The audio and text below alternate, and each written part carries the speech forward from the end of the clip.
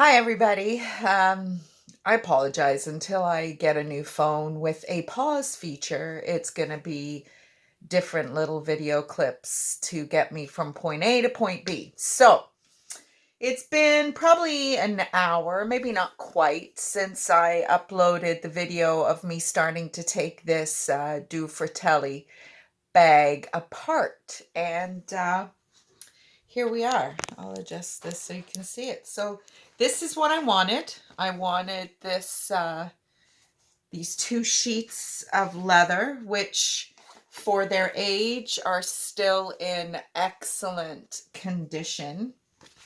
This is the outside, and this is where the straps were and the double-sided tape that, with the exception of some very flimsy stitches, were all that was holding it on. No rivets, no nothing, which I'm grateful for in hindsight, because now all I've got to deal with is the little stitch holes. But I want to do something with the leather. I want to recycle the leather in some way, make some tassels out of it or something. And plus, I was very curious as to what the construction of the bag was. Now, if you watched the video previously, you saw just how much cardboard this.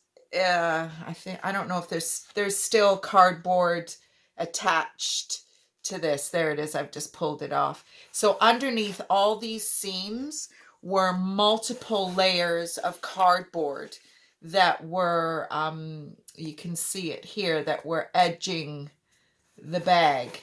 And I guess my point to you is, and I mean, I'm a Louis Vuitton girl. Please don't get me wrong. I'm not shitting on luxury brands in any way, because I really love my Louis Vuittons.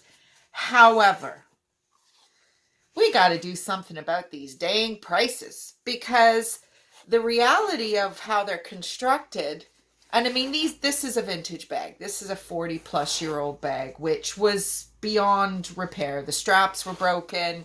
The lining was all coming apart. And I have not damaged a salvageable bag in any way.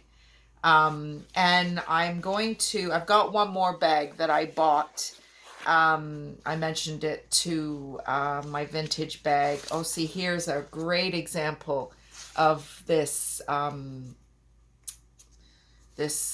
trying to be careful because I don't want to rip the leather. It's in great condition, but I haven't I haven't put my leather conditioner on it yet, because again, as I've just said, it's 40-plus-year-old leather, so chances are it needs a bit of conditioning. And any of you who do have leather goods that you care about, please condition them. I never really realized, and I am guilty, please know, I am extremely guilty of not taking care of my items. And again, my recent interest in how things are made and all that stuff, you got to take care of it. If you want it to last, you have to take care of it. If you don't care, then I guess you got more money than brains.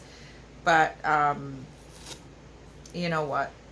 You got to take care of it. So here I'm just trying to pick out the rest. So this is essentially what I wanted out of that bag, and it's what I got. Here's a portion.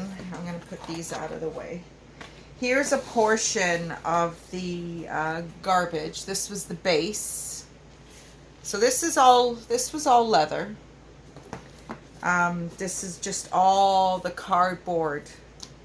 These were the straps that were, very damaged, very ripped. And then this was everything that was inside the bag. Like, just crumbling. Where's the... Yeah, this is part of the inside of the handles. Cardboard. So, I think there's a movement for just straight up vintage. I really do. I mean, even the vintage stuff has cardboard in it. But you're not going to pay, $3,500 for a vintage something. And I just think the craftsmanship was better. Maybe the technology is better today. There's synthetics that are going in between leather instead of the cardboard. If you saw another one of my videos, we talked about the plastic.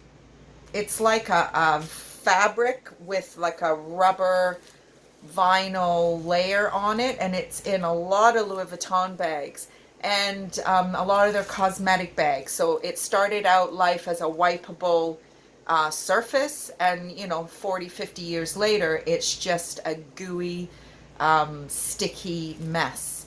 So, I mean, technology has progressed, but unfortunately, in a lot of cases, and I mean, I'm no expert, so I don't know, but I go by what I hear. And not just in the trade of making fashion, but the trade of, building houses and cars and sewing machines, and they just don't build it like they used to. Washing machines, dishwashers. I mean, I have a stacker washer and dryer that I've owned for 16 years, and I bought it used. And I mean, maybe could do with the service, but it's still going strong.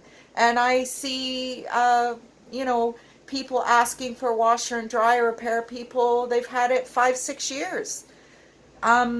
Vintage is such a movement because financially it's beneficial, ecologically it's beneficial, and just from an individual statement making, fashion loving person, stand out a little bit. Buy something that's never to be made again. I got this bag that I bought, these 2 bags that I bought. The one that I originally bought all the parts for came with its original dust bag. So this is the brand. I don't know what H&V means. I maybe do a little bit of research into that. But that's H&V Canada. Due Fratelli and La Borsa is the distinguished recipient of the 8th International Europe Award for Quality and Design presented in Paris. That's what that says back there. So, the bag that is going to be the recipient of some of these parts is this beauty right here. So this is also a Due Fratelli. There's that little that I took off the other bag. It's in much better condition. Still somewhere inside.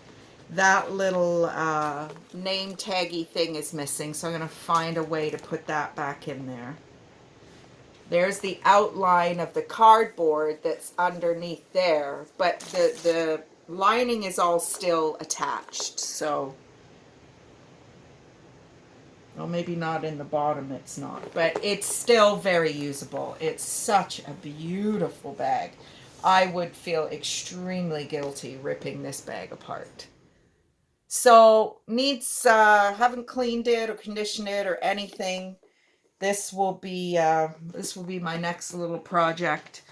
But anyway, so there we are. Something a little different for the leather bag lady. Hopefully you enjoyed this little diversion into something that I think I might be kind of interested in moving forward. Anyway, talk to you tomorrow. Bye, guys.